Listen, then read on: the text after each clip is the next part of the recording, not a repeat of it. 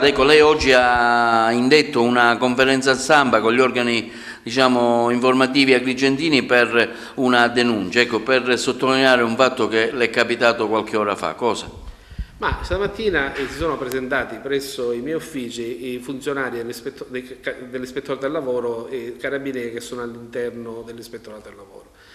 Mi aspettavo, essendo rappresentanti dello Stato e quindi figure che io rispetto in modo, come dire, tantissimo, che si comportassero come rappresentanti dello Stato e rispettassero le regole e le policy che sono impartite a livello nazionale da parte del Ministero nei loro riguardi.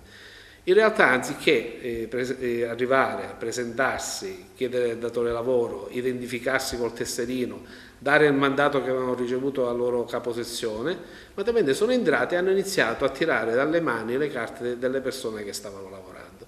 Questa situazione sicuramente mi ha infastidito perché sono entrati a casa mia, quindi io, come rispetto le forze dell'ordine, soprattutto i rappresentanti dello Stato, vorrei che si venisse portato rispetto alla mia abitazione, che il mio ufficio è la mia abitazione, per essere molto chiaro. Questo non è successo. Di questo purtroppo faremo un esposto alla Procura della Repubblica e alla Polizia, perché riteniamo che una delle motivazioni per cui in questo territorio non si riesce più a fare impresa è che gli apparati dello Stato, anziché fare il proprio dovere nel rispetto delle regole, lo fanno al di fuori delle regole.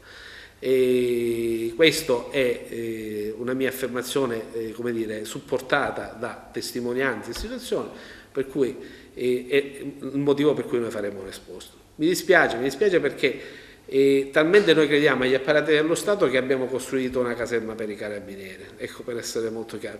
E quindi, siccome ritengo che il presidio delle forze dell'ordine sul territorio sia una delle cose più importanti che ci debbano essere, però ci deve essere anche il rispetto dei cittadini.